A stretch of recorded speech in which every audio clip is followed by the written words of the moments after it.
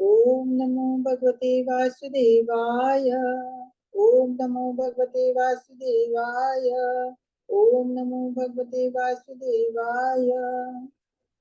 ओम अज्ञानतिमिरान्धस्य ज्ञानाञ्जनशलाकया चक्षुरुन्मिलितं येन तस्मै श्रीगुरुवे नमः। श्रीचैतन्यमनोभीष्टं स्थापितं येन भूतले स्वं रूपा कदा मह्यं ददाति स्वपदान्तिकम्।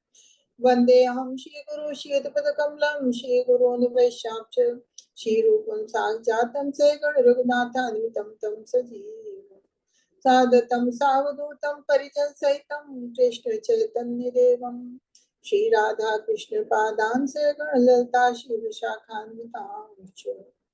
हे कृष्ण करुणा सिंधु दीनबंधु जगतपते गोपेश गोपिका कांता राधा कांत नमस्तुते। तप्ति कांचन गौरांगी राधे वृंदावनेश्वरी वृषभानुसुते देवी प्रणमामि हरे। नमः विष्णुपदाय कृष्णपृष्ठाय भूतले श्रीमति भक्ति वेदांत स्वामी इति नामिने। नमस्ते सरस्वती देवी गौरवाणी प्रचारिणी निर्विशेष शून्यवादी आशाते विश्रितारिणी। जय श्री कृष्ण चैतन्य प्रभु नित्यानंद श्री अद्वैत गदाधर शिवासादि गौर भक्तवृंद। हरे कृष्णा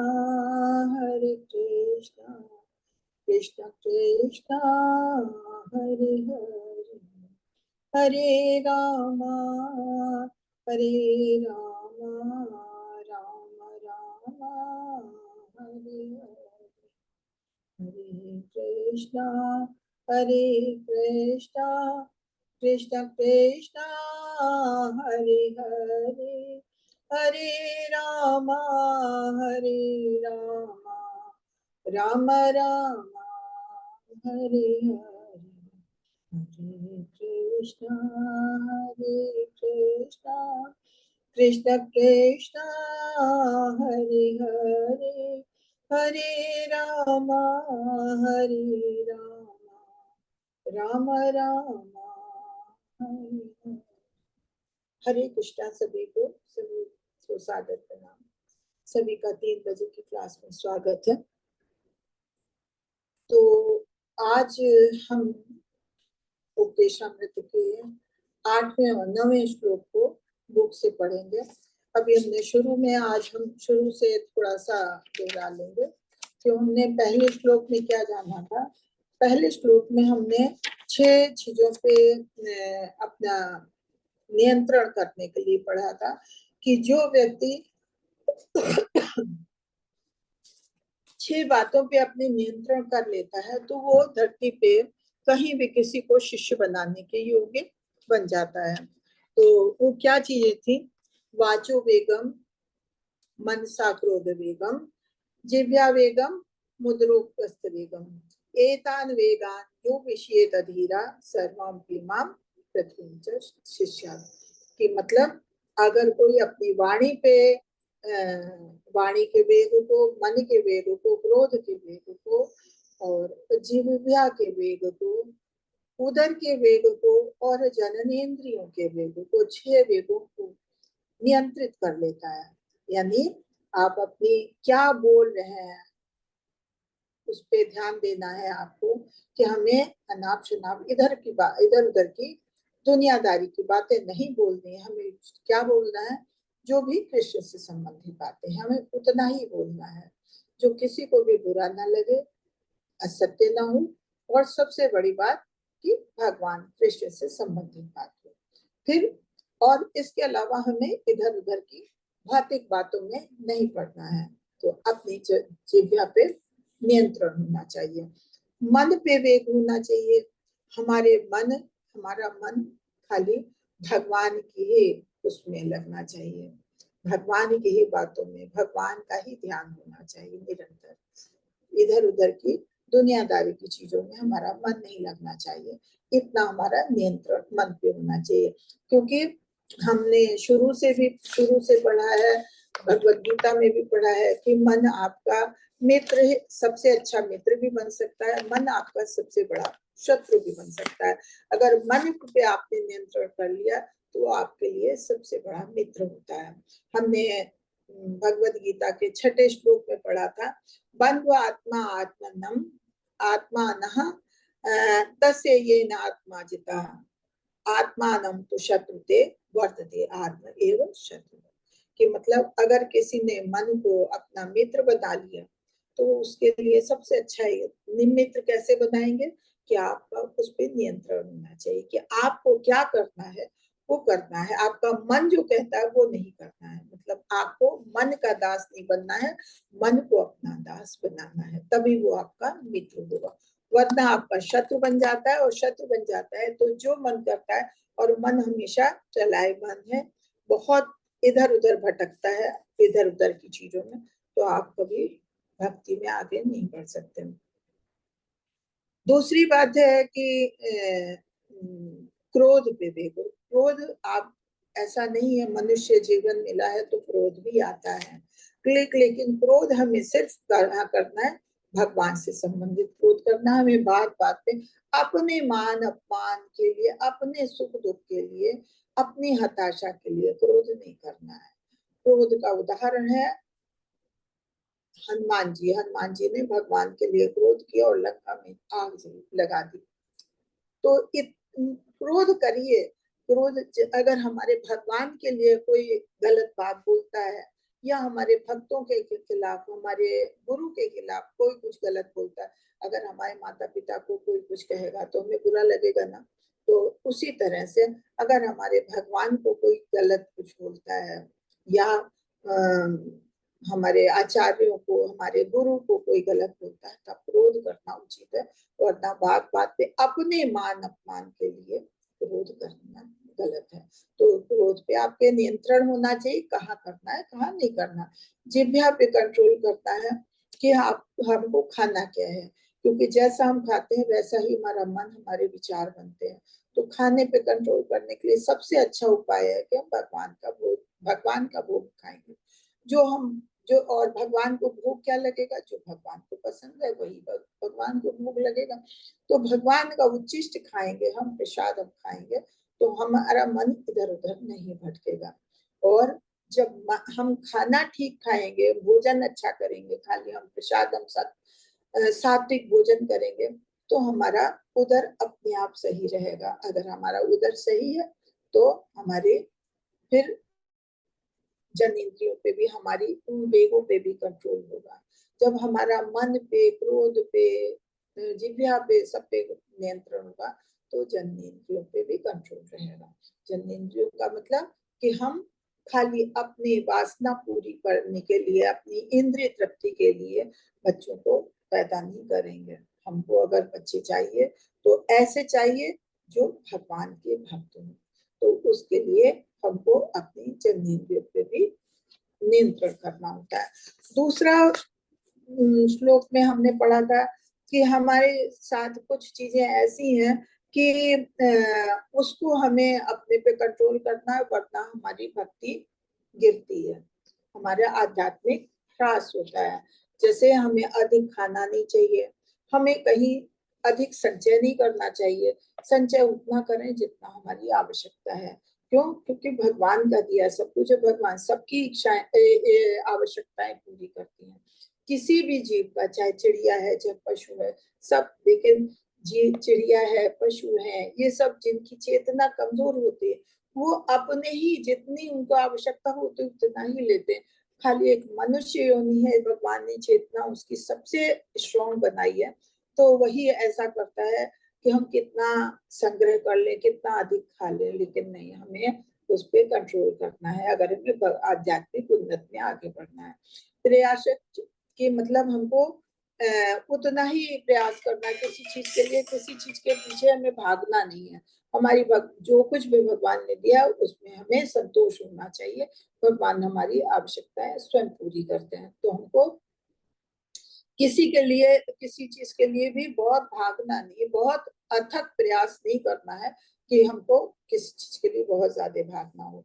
फिर नियमाग्रह, जो हमारे आचार्यों द्वारा बनाए गए, जो शास्त्रों के बनाए हुए नियम है, उनको नियमों का हमें ध्यान देना है। कि 9 नियम हमने पढ़े थे, जिनका हमें जिनको हमें अपनाना है। शम कीर्तन विष्णु पाद सेवनम वाला। और 4 चीजें ऐसी हैं, 4 चीजें ऐसी बताई हैं कि जिनका हमें शुरू से हमेशा खंडन करना है। क्या है कि हमको कभी भी गलत चीज खानी नहीं है, नशा नहीं करना है, मांस मछली या लहसुन प्याज वगैरह ऐसी चीजों का सेवन नहीं करना है, हमें जुआ नहीं खेलना है, हमें अवैध संपन्न नहीं करना है। तो इन 4 चीजों पे हमारे गुरु, हमारे शास्त्र कहते हैं कंट्रोल करने को, तो हमें उसका ध्यान देना। उसके बाद जनसंग। जनसंग मतलब जहां भी अगर हमें ऐसे लोगों का साथ नहीं करना है जो भगवान से ईर्ष्या करते हैं या भगवान को नहीं मानते हैं, ऐसे लोगों का साथ नहीं करना है। लौल्यचम, हमें लालच, लालच कहाँ, हमें भौतिक चीजों के लिए लालच नहीं होनी चाहिए, हमें लालच होनी चाहिए भगवान के प्रेम की। और फिर ये 6 चीजें ऐसी हैं जो हमारी भक्ति को गिरा सकती हैं, इसलिए इनका हमें विशेष ध्यान देना होता है। तो शुरू के 3 श्लोक हमने जाने थे जिनसे हमारी भक्ति बढ़ती है, भक्ति इस पे हमें अपना ध्यान देना। तीसरे श्लोक में जाना था कि भक्ति को बढ़ाने के लिए हमें कुछ चीजों का ध्यान देना होता है। जैसे कोई भौतिक चीज में भी हमें अगर बढ़ना है तो हमें उसके प्रति उत्साह होना चाहिए, उसके प्रति विश्वास होना चाहिए, धैर्य होना चाहिए। और इसके अलावा जो भी हमारे पूर्ववर्ती आचार्य कहते हैं तो उनकी बातों को हमें ध्यान देना चाहिए, उनका अनुगमन करना चाहिए। फिर गलत लोगों का साथ नहीं करना है, भक्तों का साथ करना है। तो ऐसी चीजें हैं जो 6 चीजें जो हमारी भक्ति को आगे बढ़ाती हैं, तो उसके लिए हमको सचेत रहना है।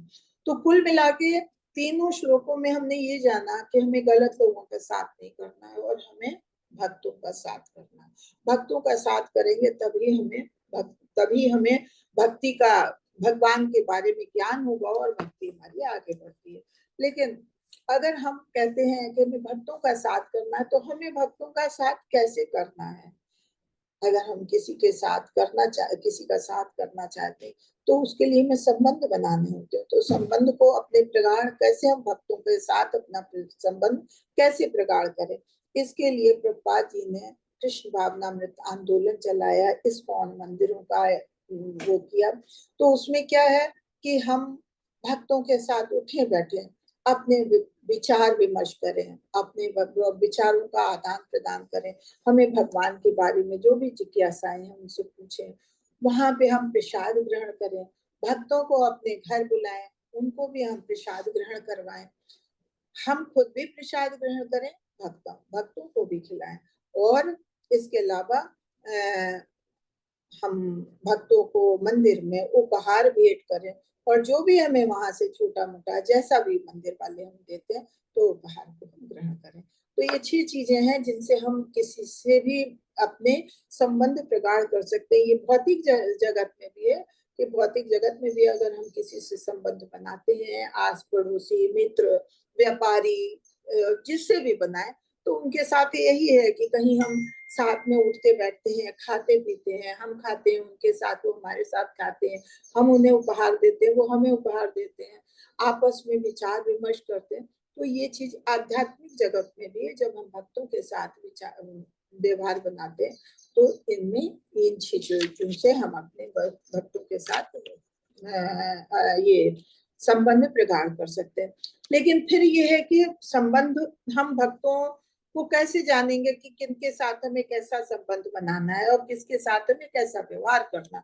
तो ये 5वें श्लोक में हमने जाना कि भक्त हम कैसे पहचानेंगे। भक्त की भी बताई है रूप गोस्वामी जी। भक्तों की भी 3 कैटेगरी बताते हैं। एक होते हैं नवदीक्षित, जिन्हें का हम कनिष्ठ भक्त कहते हैं। तो कनिष्ठ भक्त जो होते हैं, या जैसे नाम से ही है नव दीक्षित, कि वो बिल्कुल नए नए भक्ति में आते हैं, तो उन्हें किसी चीज का इतना ज्ञान नहीं होता है कि हमें किसके साथ कैसा बर्ताव करना, कैसे भक्तों के साथ, कैसे गुरु के साथ, कैसे भगवान के साथ हमें क्या व्यवहार करना। वो भगवान के आगे नतमस्तक होते हैं, वो भक्तों की, गुरु की बात को मानते हैं।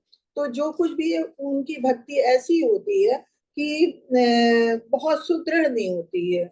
उनकी भक्ति, उनकी श्रद्धा बहुत कोमल होती है, कि अगर किसी ने भी उन्हें थोड़ा भी उसके खिलाफ भड़काया तो वो बहुत जल्दी बदल सकते हैं। तो ये नव दीक्षित होते हैं।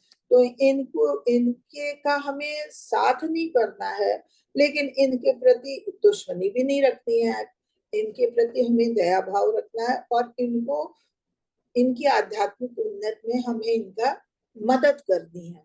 और दूसरे होते हैं मध्यम श्रेणी के।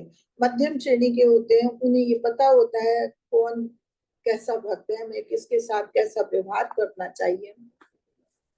उन्हें शास्त्रों का भी ज्ञान होता है, और लेकिन शास्त्रों का ज्ञान होने के साथ साथ उनकी भक्ति भी सुदृढ़ होती है, भगवान के प्रति उनका विश्वास सुदृढ़ होता है, सब कुछ। लेकिन इतना ज्ञान नहीं होता है कि वो कहीं पे तर्क कर सकें, विचार विमर्श जहां भी होता है तो तर्क कर सकें, ऐसा उन्हें इतना अधिक ज्ञान नहीं होता। तीसरे होते हैं उत्तम कोटि के। उत्तम कोटि के भक्तों को भौतिक चीजों से बहुत लेन देन नहीं होता है, भौतिक चीजों के प्रति विरक्ति ज्यादा होती है उनमें, और जो कुछ भी भगवान की टोटली भक्ति करते हैं, और वो किसी की निंदा नहीं करते, किसी से ईर्ष्या नहीं करते, और वाक्पटु होते हैं कि किसी के साथ अगर तर्क विचार विमर्श का करना तो वो पूरा तर्क दे सकते हैं, और लोगों को ज्ञान बांटना भी उनके मसला होता है। वो गुरु बनने की श्रेणी में होते हैं। तो ये उत्तम कोटि के होते हैं। तो तीन तरह के भक्त हैं, तीनों के तरह के भक्तों का हमें कैसे सम्मान करना चाहिए। हमें सम्मान सबका करना है, लेकिन कनिष्ठ भक्तों से थोड़ी सी दूरी बना के रखना है। मध्यम श्रेणी के मित्र लोगों में अपने मित्रवत व्यवहार करना है, और उत्तम श्रेणी के भक्तों की हमें बहुत ज्यादा सम्मान देना है, गुरु के समान सम्मान देना है, क्योंकि उन्हीं में से हम गुरु भी बनाते हैं, और गुरु का सम्मान भगवान की तरह किया जाता है। तो कहीं भी हम देखते हैं भक्तों को, उनको नमस्कार करना है, थोड़े से चेहरे पे मुस्कान होना चाहिए, और उनको हम जहां भी देखें सम्मान दें। कभी भी उनका अपमान हमें नहीं करना। तो ये हमने पांचवें श्लोक में जाना। अच्छा, फिर हमने ये तो जान लिया, लेकिन उसके बाद भी छठे श्लोक में हम जानते हैं कि भक्त है, चाहे कनिष्ठ है, चाहे मध्यम श्रेणी का है, और चाहे उत्तम श्रेणी के है। तो कोई कोई भक्त होते हैं कि उत्तम कुल में नहीं जन्मे हैं, जैसे ब्राह्मण कुल में नहीं जन्मे हैं, किसी निम्न कुल में जन्मे हैं, या कहीं विदेश से आए हैं और उन्होंने दीक्षा ले ली है, भगवान की प्रति भक्ति की है, या कोई शारीरिक रूप से बीमार है, या देखने में नहीं सही है, शारीरिक उसका रूप रंग ऐसा नहीं है कि जो आकर्षक हो। तो ऐसे लोगों के प्रति भी अगर वो भक्त है तो हमें उसके बाहरी दिखावे पे नहीं जाना है। उसकी शारीरिक दृष्टि, शारीरिक रूप से वो कैसा दिखता है उसको हमें ध्यान देना है। हमें उसकी भक्ति का ध्यान देते हुए हमें उसका पूरा सम्मान करना, भक्त का पूरा सम्मान करना। तो ये छठे श्लोक में हमने जाना कि किसी को भी हम शारीरिक रूप से नहीं जानेंगे कि वो कैसे कुल में जन्मा है, या देखने में अच्छा नहीं है, बीमार है, रोगी है, काला है, या विदेशों में जन्मा है, हमारे देश का नहीं, इसलिए हम उसको सम्मान देते नहीं। अगर कोई भक्त है तो भक्त है, और उसका हमें पूरा पूरा सम्मान करना ही है। और ये हमारे चैतन्य महाप्रभु के भी कहते हैं, चैतन्य महाप्रभु ने तो मुसलमान को भी भक्त बनाया, गोस्वामी का दर्जा दिया। जो हमारे रूप गोस्वामी जिनकी हम पुस्तकें पढ़ रहे हैं, रूप गोस्वामी और सनातन गोस्वामी, दो भाई थे जो अच्छे कुल में जन्मे थे, अच्छे ब्राह्मण परिवार में। लेकिन उस समय उन्होंने एक नवाब के यहाँ नौकरी करी, और उस समय ऐसा होता था कि अगर नवाब के यहाँ काम कर रहे हैं तो लोग सब उनको अपनी उससे बहिष्कार कर देते थे, और उन्हें फिर मुसलमान नाम भी रखना पड़ता था। सारे उनके कर्म मुसलमानों जैसे होते थे। तो ये रूप गोस्वामी और सनातन गोस्वामी जब वहाँ काम करते थे तो इनका नाम भी मुसलमानों का था सब कुछ। लेकिन जब उनके मन में भक्ति थी, जब चैतन्य महाप्रभु से वो मिले, तो उन्होंने सबको छोड़ा, और भगवान ने उनको, चैतन्य महाप्रभु ने उनको एक गोस्वामी का दर्जा भी दिया। तो इसलिए ये कहते हैं कि चाहे किसी भी कुल में जन्मा हो, लेकिन अगर भगवान का भक्त है तो उसको हमें पूरा सम्मान देना है। अब 8वें श्लोक में, कल हमने 8वां और 9वां श्लोक पढ़ा था, जिसमें हमने देखा कि 8वें में तो कि हमें हर तरह से, 8वें 9वें श्लोक में हमने यही जाना कि हमें 24 घंटे भगवान का ध्यान करना, भगवान के दिव्य नामों का, भगवान के दिव्य गुणों का, भगवान की लीलाओं का, चाहे सुन के, चाहे पढ़ के, चाहे स्मरण से, हमें भगवान का 24 घंटे भगवान का ध्यान करना। और ये हमने कल पीपीटी देखी थी, आज हम बुक से उसको पढ़ेंगे। हरे कृष्णा।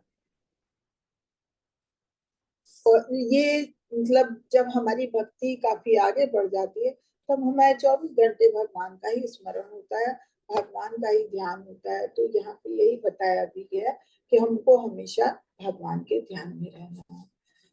हरे कृष्णा। कौन पढ़ेगा? माता जी, किसी को पढ़ने हैंड रेज कीजिए। हरे कृष्णा। मंजू बाबू माता जी का हैंड रेज है। माता जी पढ़िए पढ़िए।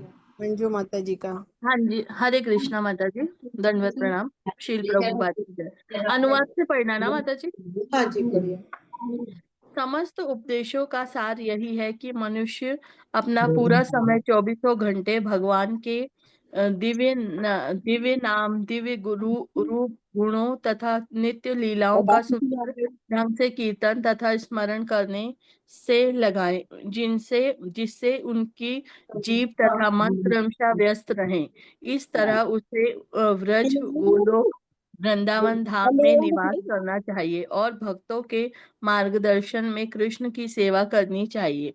मनुष्य को भगवान के उन प्रिय भक्तों के पद चिन्हों का अनुगमन करना चाहिए जो उनकी भक्ति में प्रगाढ़ता से अनुरक्त हो।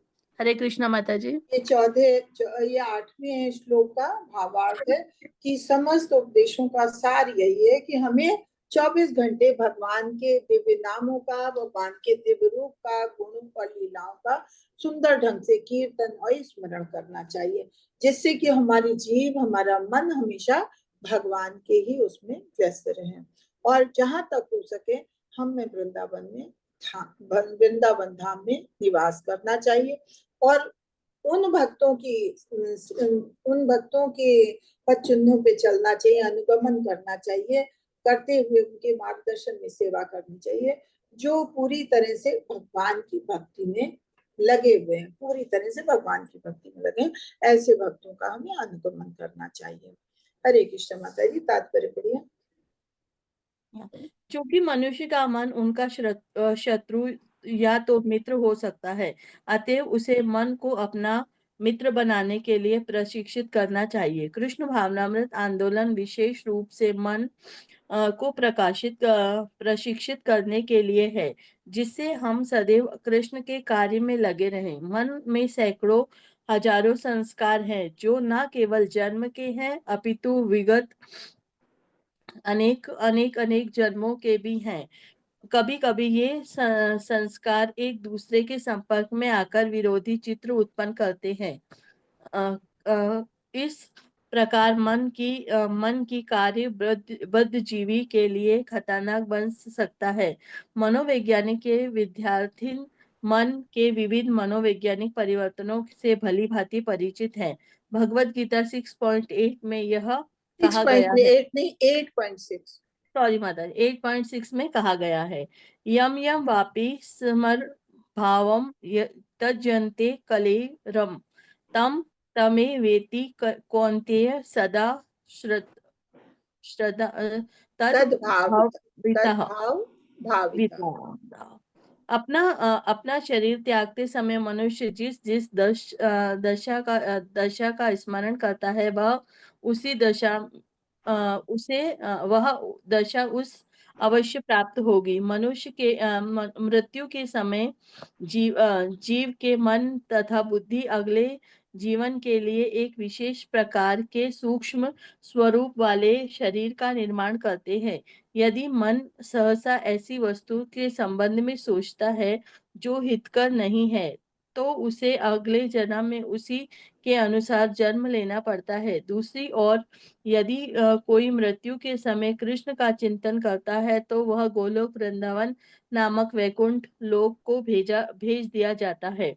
देहांतर की यह विधि अत्यंत सूक्ष्म होती है। अतएव शील रूप गोस्वामी भक्तों को अपना मनों को प्रशिक्षित करने का उपदेश देते हैं, जिससे वे कृष्ण के अतिरिक्त और कुछ भी स्मरण न रख सके। इसी प्रकार जीव को केवल कृष्ण के विषय में बोलने के लिए और केवल कृष्ण प्रसाद चखने के लिए प्रशिक्षित करना चाहिए। शील रूप गोस्वामी आगे सलाह देते हैं, तिष्ठ भज्जे मनुष्य को वृंदावन में या व्रज भूमि में किसी भी भाग में रहना चाहिए। व्रज भूमि 84 कोश के क्षेत्रफल तक मानी जाती है। एक कोश 2 वर्ग मील के बराबर होता है। जब मनुष्य वृंदावन को अपना आवास बनाता है, तो उसे वहां किसी समूहनत भक्त की शरण करनी चाहिए।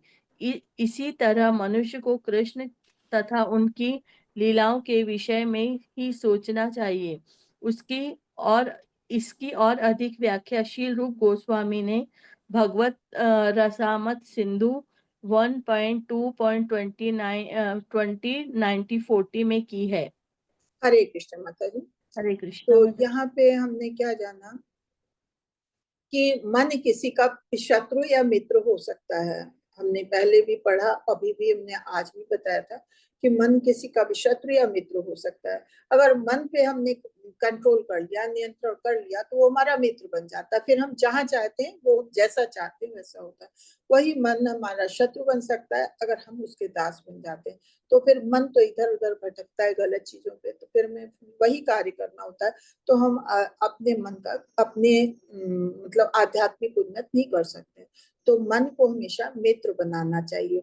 और मन को शिक्षित करने के लिए, प्रशिक्षित करने के लिए कृष्ण भावनामृत आंदोलन विशेष रूप से बनाया गया है, जो हमारे मन को कंट्रोल करता है। तो मन को नियंत्रित करने के लिए सबसे अच्छा कार्य क्या है कि मन को भगवान के कार्यों में लगा दें, कृष्ण के कार्यों में लगा दें। जब वो कृष्ण के कार्य में बिजी रहेगा, तो इधर उधर भटकेगा नहीं। तो कह रहे हैं कि मन के अनेकों संस्कार होते हैं, हजारों संस्कार होते हैं, लेकिन ना इस जन्म में बल्कि पिछले जन्मों में भी हमने क्या क्या किया, क्या क्या सोचा है, ये सारे हमारे संस्कार मन के होते हैं।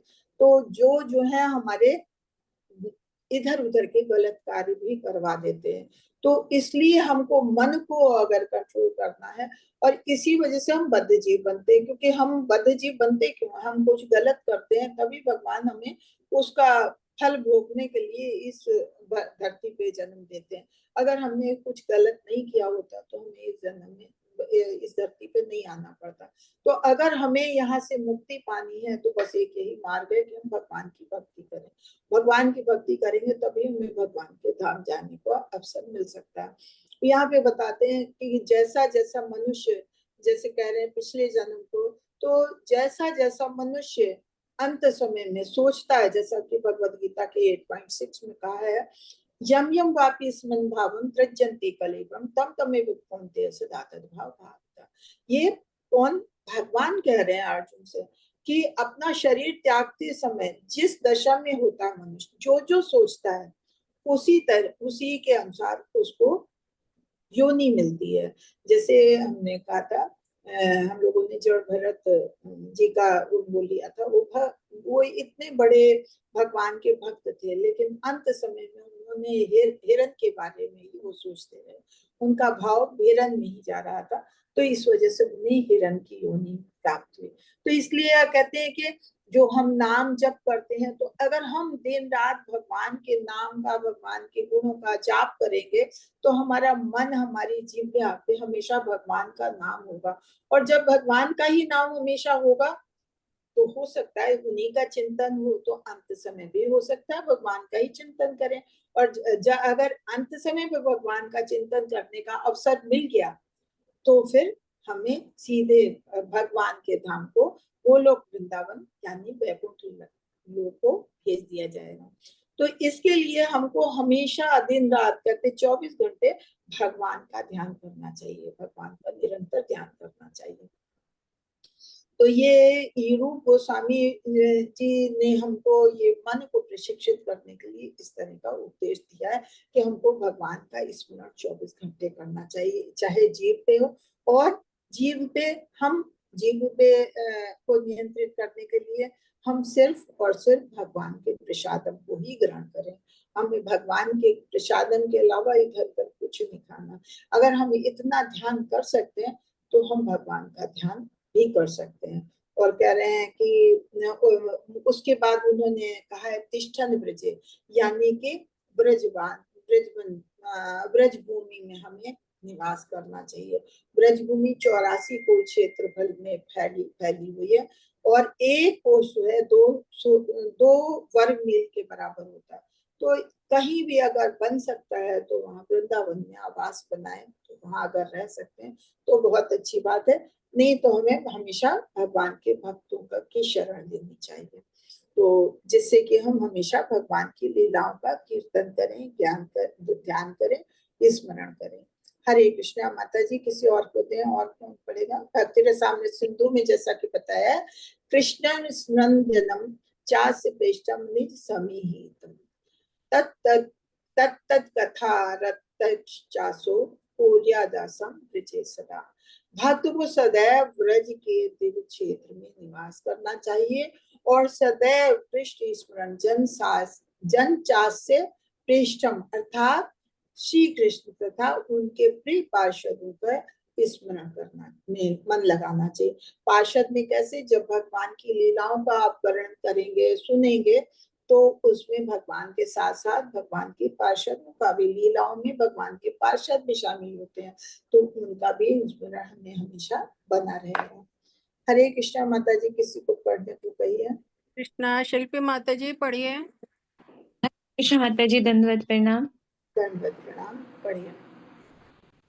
ऐसे पार्षद, यहाँ से पढ़िए। भक्त को सदैव, ठीक है, भक्त को सदैव ब्रज के दिव्य क्षेत्र में निवास करना चाहिए, और सदैव कृष्ण स्मरण जन्म चास्य पेष्ठम अर्थात श्री कृष्ण तथा उनके प्रिय पार्षदों के स्मरण में लगना चाहिए। ऐसे पार्षदों के पद चिन्हों पर चलकर और उनके नित्य पथ निर्देशन में आश्रय लेकर भक्त भगवान की सेवा करने के लिए प्रबल इच्छा प्राप्त कर सकता है।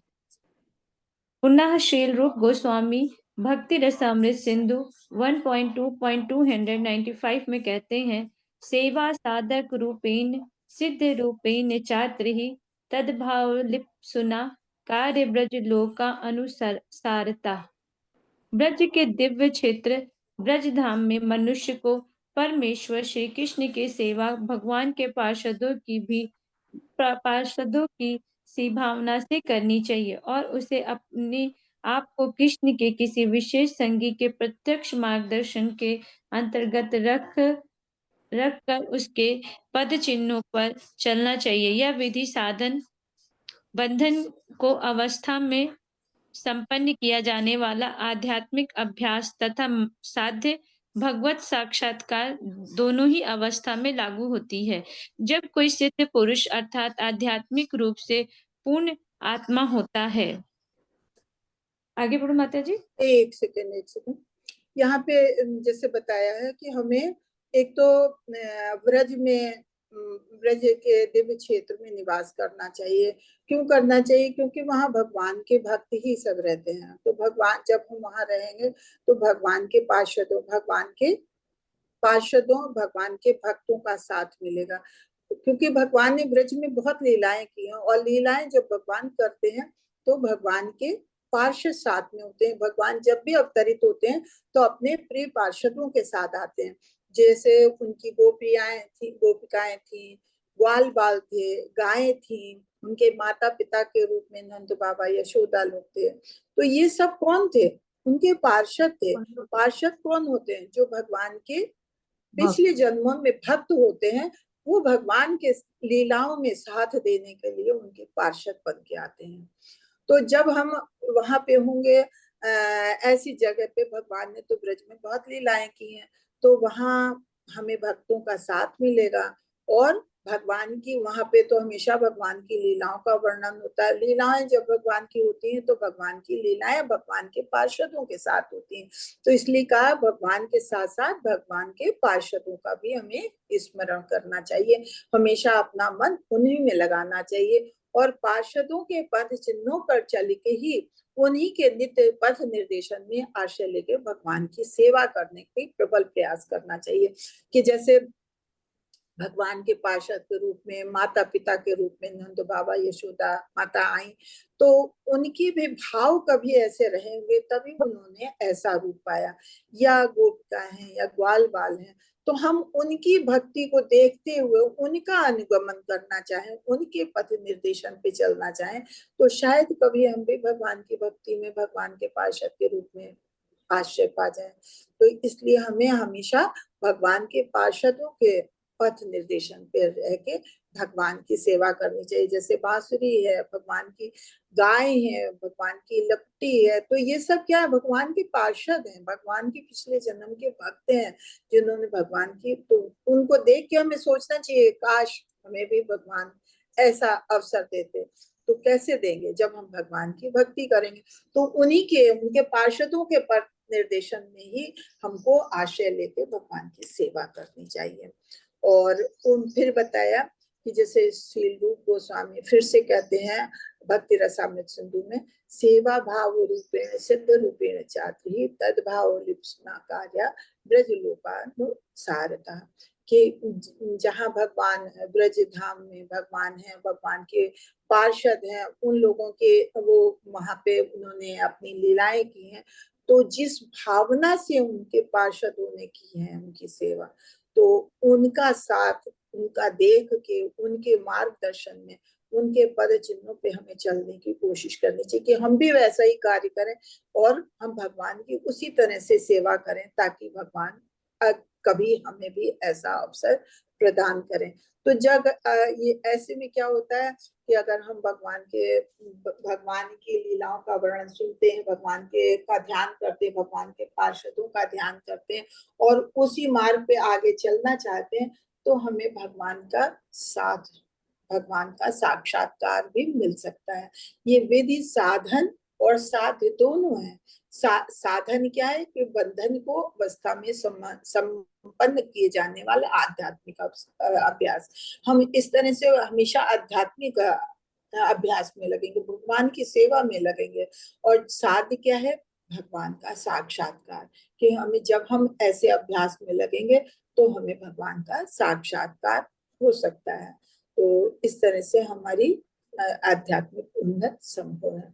हरे कृष्ण। माता जी आगे पढ़िए, आप ही पढ़िए अभी। और हरे कृष्ण।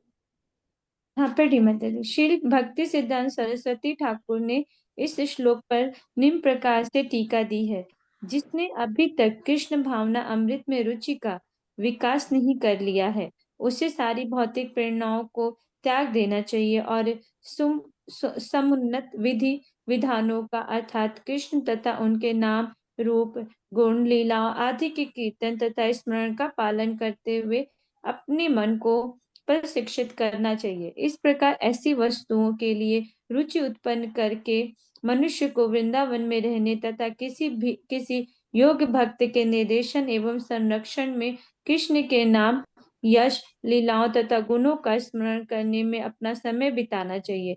भक्ति के अनुशीलन के विषय में समस्त उपदेशों का यही सारांश है।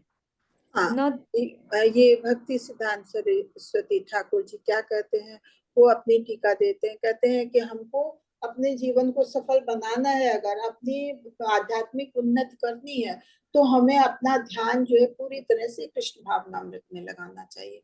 और उसी से उसके लिए हमें क्या करना है, भौतिक चीजों के प्रति जो भी हमारे लगाव है उसको हमें त्यागना चाहिए। और भौतिक चीजों के प्रति त्याग हमारा कैसे हो सकता है, ये हम आपको मतलब पक्का कह रहे हैं कि अगर आप दिन में भगवान का ध्यान करते हैं, माला जप करते हैं, तो अपने आप धीरे धीरे सांसारिक चीजों से के प्रति आपका लगाव धीरे धीरे कम होता जाएगा। और इसके अलावा जो हमारे गुरु आचार्य लोग कहते हैं उसके विधि विधानों का पालन करें, भगवान के नाम गुण लीलाओं का वर्णन हम सुने कीर्तन करें। और जब निरंतर कीर्तन और करेंगे, श्रवण करेंगे, तो स्मरण बना रहेगा, भगवान का स्मरण बना रहेगा। इस तरह से हमारा मन प्रशिक्षित होता है आध्यात्मिक मार्ग पे, हमारी भौतिक चीजों से हमारा मन हटता है और आध्यात्मिक मार्ग पे हमारा मन प्रशिक्षित होता है। तो श्री भक्ति सिद्धांत सरस्वती ठाकुर जी हमको इसी तरह से अपने मन को प्रशिक्षित करने के लिए कह रहे हैं कि हमें रुचि किसमें होनी चाहिए, भगवान के नाम गुण लीलाओं के कीर्तन और स्मरण में। और जब इन चीजों के प्रति हमारा मन अधिक प्रशिक्षित होता है तो हमारा मन भी वृंदावन जाने का और वहां के लोगों को जो योग्य भक्त हैं उनके निर्देशन में फिर हम कार्य करें।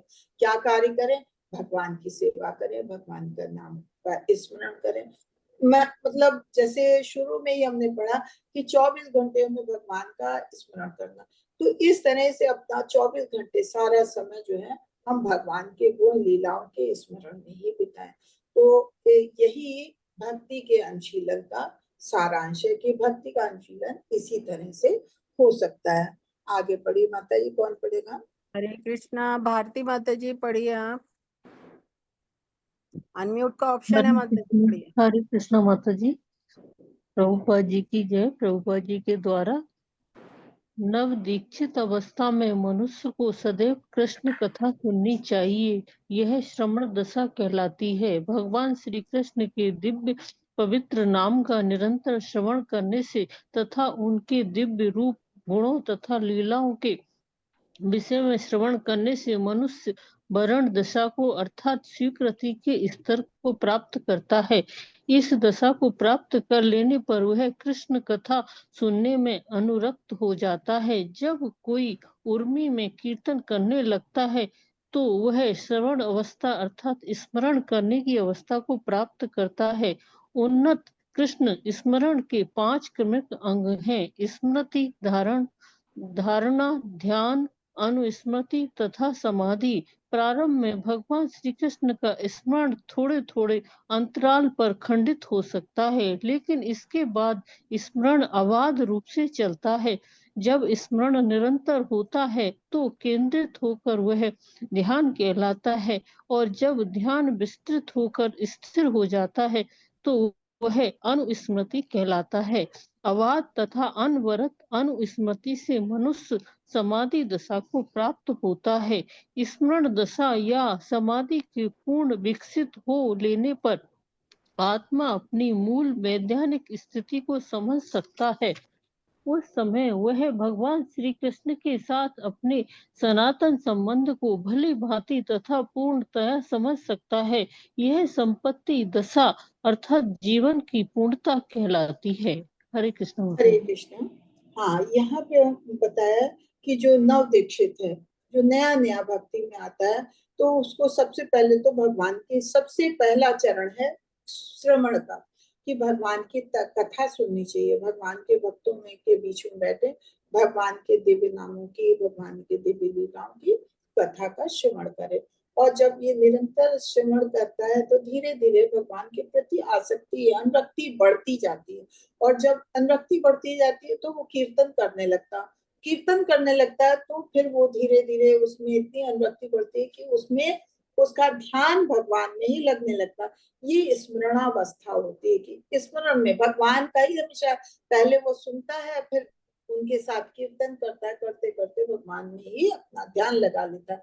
और यही स्मरण जो है, यही कह रहे हैं, स्मरण का भी 5 अंगों में उन्होंने बांट दिया है। ये धीरे धीरे बढ़ता है कि जैसे भगवान की पहले स्मृति हुई, उसके बाद भगवान के कीर्तन वगैरह कर रहे हैं, सब कुछ कर रहे हैं, लेकिन बीच बीच में हमारा खंडित होता है। शुरू में जब हम भगवान का नाम जप करते हैं, श्रवण करते हैं, तो बीच बीच में वो खंडित, थोड़े थोड़ी देर में वो खंडित होता है, लेकिन वो फिर धीरे धीरे धीरे धीरे वो बढ़ता जाता है और धारणा करते करते, धारणा के रूप में बढ़ते बढ़ते वो और आगे मतलब स्थिर हो जाता है। निरंतर जब हम करते हैं तो वो ध्यान की स्थिति में आ जाता है, और वो ध्यान भी धीरे धीरे धीरे धीरे आगे बढ़ते बढ़ते अभ्यास के सहारे वो स्थिर हो जाता है, तो अनुस्मृत कहलाते। अनुस्मृत में भी हम निरंतर भगवान का ध्यान करते रहते हैं और अभ्यास करते रहते हैं, तो मनुष्य की समाधि स्थिति में आ जाता है। तो ये उनकी उच्च अवस्था हो जाती है, स्मरण की उच्च अवस्था होती है समाधि।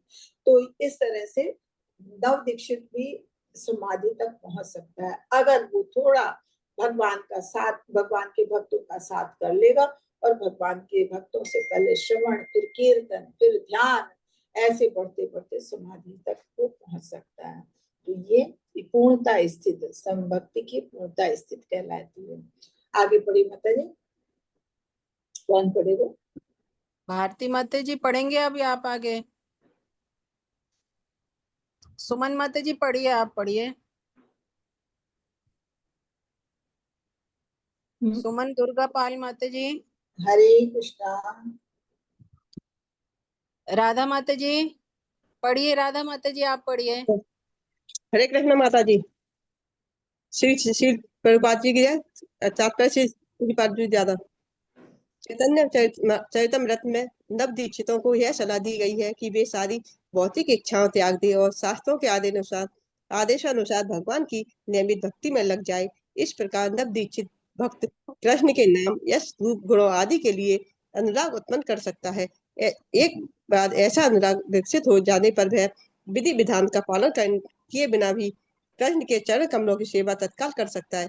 यह दशा राग भक्ति कहलाती है, जिसका अर्थ है स्वयं स्फूर्ति प्रेम में की जाने वाली भक्ति सेवा। इस अवस्था में भक्त वृंदावन में कृष्ण के किसी नित्य पार्षद के चरण चिन्हों का अनुगमन कर सकता है। यह रागानुभक्ति कहलाती है। रागानुभक्ति अर्थात स्वयं स्फूर्ति भक्ति सेवा शांत रस में संपन्न की जा सकती है। जब मनुष्य अपने को कृष्ण की गौओं के समान या लपटी के समान या कृष्ण के हाथ की बंशी के समान या कृष्ण के गले में पड़ी पुष्पमाला के समान बनने की आकांक्षा करता है, दास्य रस में मनुष्य चित्रक, पत्रक या रक्षक जैसे सेवकों के पद चिन्हों का अनुसरण करता है।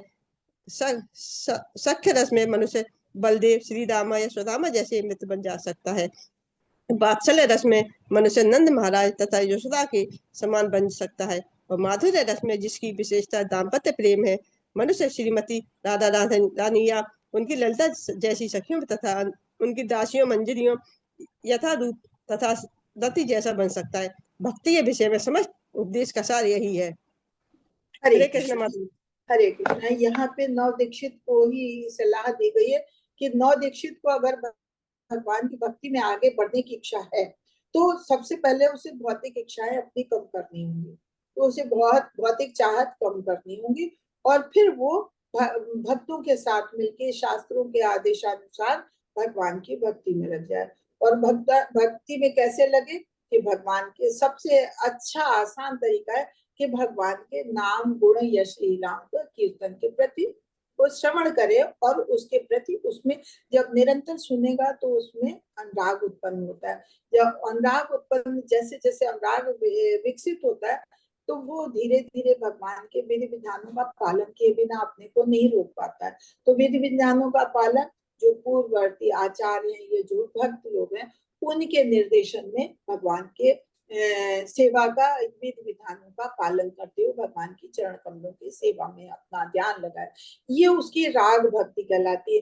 फिर कहते हैं कि जब ये भक्ति आगे बढ़ती है और वृंदावन में किसी कृष्ण के नित्य पार्षद के चरण चिन्हों में या किसी अन्य भक्तों के साथ मिल जाए, उनके अनुगमन करे और उनसे सीखे, तो फिर वो यही अभ्यास करते करते रागानुगा भक्ति हो जाती है। रागानुगा भक्ति यही कि हमारा मन बिल्कुल भगवान की सेवा में ऐसा लग जाए कि हमें दुनिया की और कोई चीज अच्छी नहीं लगे, उसके बिना हमें कोई काम ही अच्छा ना लगे। तो ये चीजें रागानुगा भक्ति होती। फिर उन्होंने बताया कि भक्ति के भी ने अलग अलग संबंध होते हैं। पहले भगवान से संबंध बनाना होता है, भगवान के साथ संबंध क्या हमारा है, उस तरह से संबंध बना के भगवान की भक्ति करें। तो पहले उन्होंने कहा शांत रस की भक्ति करें। शांत रस में जैसे भगवान की गौवें है, लकटी है, या भगवान के हाथ की बांसुरी है, भगवान के हाथ में गले में पड़ी माला है, तो ये है, ये बोलते तो नहीं है, शांत है, लेकिन क्या भगवान की सेवा में तो लगे हैं, भगवान की सेवा में लगे। तो अगर आप ऐसी आकांक्षा करते हैं कि नहीं हमें कुछ बोलना भी नहीं है और किसी को हमारी भक्ति का ना पता चले, बस हमें भगवान की सेवा में लगे रहना, तो अगर आपकी ऐसी आकांक्षा है तो इन चीजों के पचिन्हों पे चलें कि हमको ऐसा ही बनना है, ऐसा आप सोचें, विचार करें। भगवान के साथ दास से रस में आप जोड़ सकते हैं कि भगवान को अपना स्वामी और अपने को भगवान का दास, भगवान के भक्तों का दास, दासों का दास मान के चले। और फिर जैसे चित्रक पत्रक और रथ तक भगवान के सेवक थे, उनके पचिन्हों पे कान शरण करें। या फिर साख्य रस है कि भगवान के सखा रूप में आप भगवान के साथ संबंध बनाएं, तो उसमें बलदेव, श्री दामा और सुदामा जी जैसे मित्र, उनके पचिन्हों का अनुगमन करें। फिर वात्सल्य रस है कि वात्सल्य रस में जैसे नंद बाबा और यशोदा माता थी, ये इन्होंने पूर्व जन्मों में भगवान को अपने पुत्र रूप में पाने की इच्छा की थी, तो उनके पचिन्हों पे चले, उन्होंने कैसा कैसा किया है, हमको कैसे भगवान की सेवा करनी चाहिए, तो आप वो रूप पा सकते हैं।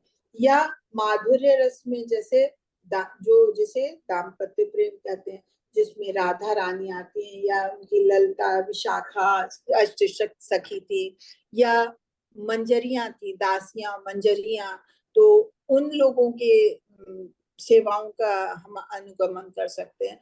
तो हम भगवान के दाम्पत्य जीवन या माधुर्य रस में भगवान से अपने को जोड़ सकते हैं।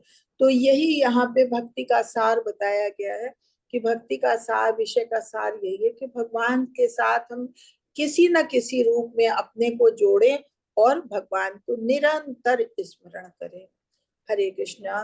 तो ये एक चैप्टर हो गया, एक चैप्टर और रह गया, छोटा सा है, किसी को पढ़ने को दें। हरे कृष्ण माता जी। हरे कृष्णा। राधा माता जी, सुमन दुर्गापाल माता जी आप पढ़िए। जी माता जी। हरे कृष्ण। अनुवाद। मथुरा नामक पवित्र स्थान आध्यात्मिक दृष्टि से वैकुंठ से श्रेष्ठ है, क्योंकि भगवान वहाँ प्रकट हुए थे। मथुरापुरी से श्रेष्ठ वृंदावन का दिव्य वन है, क्योंकि वहाँ कृष्ण ने रास लीला रचाई थी। वृंदावन के वन से भी श्रेष्ठ गोवर्धन पर्वत है, क्योंकि इसे श्री कृष्ण ने अपने दिव्य हाथ से उठाया था, और यह उनकी विविध प्रेममयी लीलाओं का स्थल रहा है। और इन सबों में परम श्रेष्ठ श्री राधा कुंड है, क्योंकि वह गोकुल के स्वामी श्री कृष्ण के अमृतमय प्रेम से आप्लावित रहता है। तब भला ऐसा कौन बुद्धिमान व्यक्ति होगा जो गोवर्धन पर्वत की तलहटी पर स्थित इस दिव्य राधा कुंड की सेवा करना नहीं चाहेगा। तात्पर्य। हाँ, ये पहले हमने इसका जी भाव माता। देख लिए थे। कल हमने वो पढ़ा था श्लोक, उसमें क्या बताया था कि वैकुंठ लोक सबसे श्रेष्ठ माना जाता है, कि वैकुंठ लोक में लोग निवास करना चाहते हैं, उसके लिए भगवान की सेवा करना चाहते हैं। लेकिन यहाँ पे बता रहे हैं रूप गोस्वामी जी के वैकुंठ धाम से भी अच्छा धाम मथुरा धाम है। क्यों? क्योंकि वहां भगवान प्रकट हुए थे। उससे भी, लेकिन मथुरा से भी अच्छा उन्होंने बताया उत्तम है वृंदावन धाम, क्योंकि भगवान ने वहां पे अपनी रास लीलाएं रचाई थी। वृंदावन में तो अनेकों भगवान की लीलाएं हुई हैं, इसलिए वृंदावन अच्छा है। लेकिन वृंदावन से भी अच्छा उन्होंने कहा कि गोवर्धन पर्वत है। क्यों? इतनी कम उम्र में भगवान ने अपनी छोटी सी उंगली पे पूरा पर्वत उठा लिया था और अपनी वहां के ब्रज की सारे जनता को, सबको वर्षा से, इंद्र के कोप से बचाया था। तो ये बहुत बड़ा कार्य था। लेकिन फिर भी इतनी महिमा होने के बाद भी गोवर्धन पर्वत से भी ऊंचा स्थल बताया है राधा कुंड।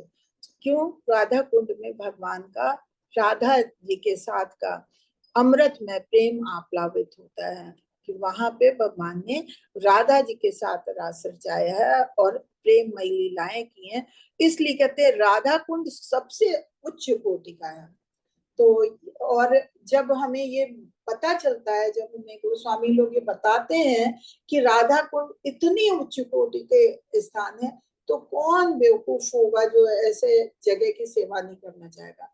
हर बुद्धिमान व्यक्ति यही चाहेगा कि हाँ, हम ऐसे स्थान पे जाएं, ऐसे स्थान की सेवा करें, ताकि हमें भी भगवान का प्रेम प्राप्त हो। तात्पर्य पढ़ी माता जी। हरे कृष्णा। सुमन माता जी पढ़िए। हरे कृष्ण।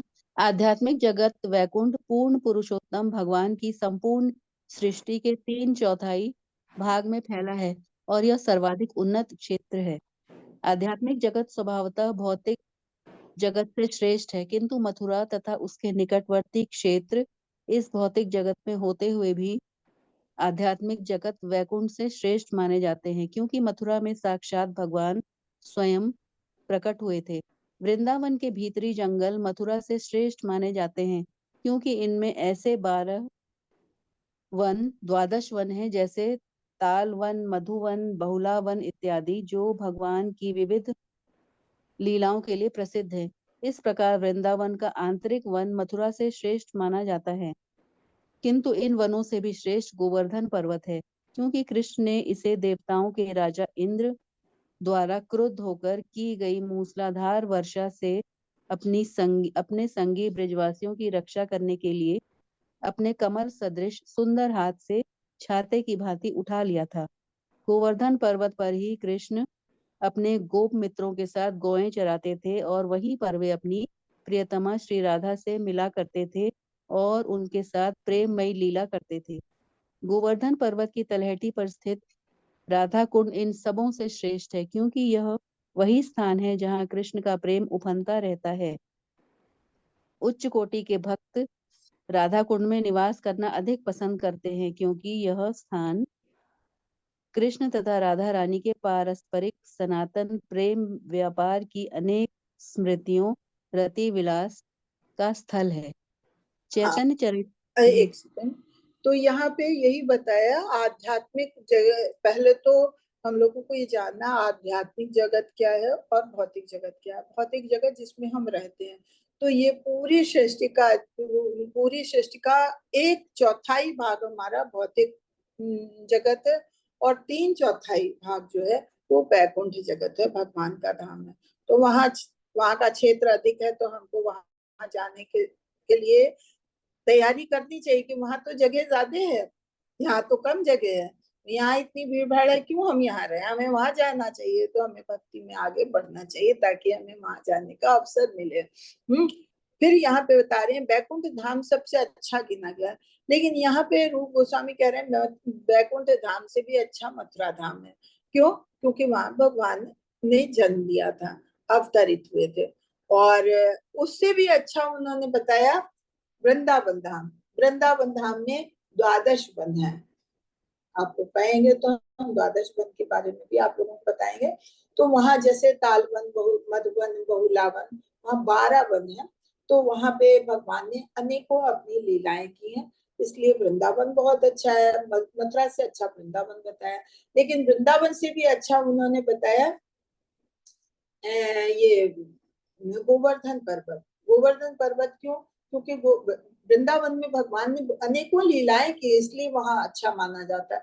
लेकिन गोवर्धन पर्वत को भगवान ने इतनी छोटी सी उम्र में अपने हाथ पे एक छाते की तरह से उठा लिया, एक उंगली पे, और और वहां पे भगवान अपने गोप मित्रों के साथ घूमते थे, गाय चराते थे, लीलाएं करते थे, भगवान राधा जी से भी मिला करते थे। तो कहते हैं गोवर्धन पर्वत बहुत अच्छा है। और उससे भी अच्छा उन्होंने गोवर्धन पर्वत से भी बताया अच्छा, कि गोवर्धन पर्वत की तलहटी में एक कुंड है, राधा कुंड, वो सबसे श्रेष्ठ बताया। क्यों? क्योंकि वहां भगवान राधा जी के साथ प्रेम रास रचाते थे। और वहां पे कहते हैं राधा रानी और कृष्ण भगवान का प्रेम उफनता है। तो इसलिए वहां पे जाना सबसे अच्छा है, वो भगवान के प्रेम व्यवहार की स्मृतियों में सबसे अच्छा स्थल गिना जाता है, इसलिए राधा कुंड को सबसे अच्छा स्थान गिना गया है। हरे कृष्णा, आगे पढ़ते हैं, थोड़ा सही रह गया, पढ़िए माता जी। आरती माता जी आप पढ़ेंगे? हैंड रेज है आपका माता जी, जी हरे कृष्णा माता जी। हरे पढ़िए। प्रभुपाद जी की जय। प्रभुपाद जी के द्वारा श्री चैतन्य चरितमृत मध्य लीला में कहा गया है कि जब श्री चैतन्य महाप्रभु ने सर्वप्रथम वृंदावन भूमि के दर्शन किए तो वे आरंभ में राधा कुंड के स्थान का पता नहीं लगा पाए। इसका अर्थ यह है कि श्री चैतन्य महाप्रभु वास्तव में राधा कुंड के सही स्थान की खोज में थे। अंत में उन्हें वह पवित्र स्थान मिल गया जहाँ पर एक छोटा सा तालाब था। उन्होंने उस छोटे से तालाब में स्नान किया और अपने भक्तों को बताया कि यह वास्तव में राधा कुंड है। बाद में भगवान श्री चैतन्य के भक्तों द्वारा इस ताल की खुदाई करवाई गई, जिनमें 6 गोस्वामी यथारूप तथा श्रील रघुनाथ दास आदि प्रमुख थे। इस समय वहां पर राधा कुंड नाम से एक विशाल सरोवर है। शील रूप गोस्वामी ने राधा कुंड को अत्यधिक महत्व प्रदान किया है, क्योंकि श्री चैतन्य महाप्रभु ने इसे खोज निकालना चाहते थे। तब ऐसा कौन होगा जो राधा कुंड को छोड़कर अन्यत्र निवास करना चाहे? दिव्य बुद्धि से युक्त कोई भी व्यक्ति ऐसा करना नहीं चाहेगा। लेकिन राधा कुंड के महत्व को न तो अन्य वैष्णव संप्रदाय वाले समझ सकते हैं और न ही भगवान श्री चैतन्य महाप्रभु की भक्ति में अरुचि रखने वाले लोग ही राधा कुंड के आध्यात्मिक महत्व तथा उसकी दिव्य प्रकृति को समझ सकते हैं। इस प्रकार राधा कुंड मुख्यतः गौड़ीय वैष्णवों द्वारा पूजित है, जो भगवान श्री कृष्ण श्री चैतन्य महाप्रभु के अनुयायी हैं। हरे कृष्णा माता जी। हरे कृष्णा। यहाँ राधा कुंड के लिए बताते हैं कि मैं ये चैतन्य चरितमृत की मध्य लीला में इसका वर्णन हुआ है, मैंने पढ़ा भी है कि वहां बताते हैं कि जब चैतन्य महाप्रभु गए तो चैतन्य महाप्रभु राधा कुंड को खोज रहे थे। राधा कुंड के चैतन्य महाप्रभु भगवान कृष्ण ही हैं जो राधा के प्रेम के उसमें आए थे, भक्त बन के भगवान के राधा जी के प्रेम को जानना चाहते थे, इसलिए वो आए थे एक भक्त के रूप में। तो वहां पे वो कुंड को ढूंढ रहे थे लेकिन उन्हें नहीं मिल रहा था। फिर उन्हें एक छोटा सा सरोवर मिला, तालाब मिला, उसमें जब वो नहाए तो उन्हें एहसास हुआ और उन्होंने फिर अपने जो उनके साथ के वो 6 गोस्वामी थे, जिनके बारे में हमने शुरू में पढ़ा कि 6 गोस्वामी थे जो भगवान के अनन्य भक्तों में से थे और भगवान के बहुत प्रिय थे चैतन्य महाप्रभु के। तो उन्होंने उन्हें बताया कि यही है राधा कुंड। जब ये राधा कुंड बताया तो राधा जब बताया तो फिर उसमें 6 गोस्वामी जो थे उसकी खुदाई में लग गए और फिर उसका ध्यान दिया तो पता चला वहां एक विशाल सरोवर है और वहां पे फिर पता किया, और क्योंकि चैतन्य महाप्रभु ने उसे खोज निकाला था तो 6 गोस्वामी में विशेष थे, वे मुख्य थे रूप गोस्वामी, जिन्होंने उसमें इसका ध्यान दिया और उसको खोज निकाला और इसकी फिर खुदाई करके उसको सही रूप दिया। तो क्योंकि चैतन्य महाप्रभु की भक्ति में अब कहते हैं कि वहां पे ऐसे ही लोग रुचि रखते हैं जो लोग चैतन्य महाप्रभु को भगवान कृष्ण के प्रेमी हैं, वही लोग या वैष्णव संप्रदाय के लोग ही वहां के महत्व को समझ सकते हैं। जो लोग चैतन्य महाप्रभु या कृष्ण के रूप को नहीं मानते हैं, उनके अनुयायी नहीं है, तो वो लोग उस कुंड के महत्व को समझ भी नहीं सकते हैं। हरे कृष्णा। तो आज यहाँ पे ये विराम देते हैं, और किसी का कोई और प्रश्न हो, एक सेकंड जरा हमारा फोन आ रहा है, हम फोन देख लेते हैं, एक सेकंड। डिवोटीज आप हैंड रेज करके अपना क्वेश्चन पूछ सकते हैं। क्या हुआ?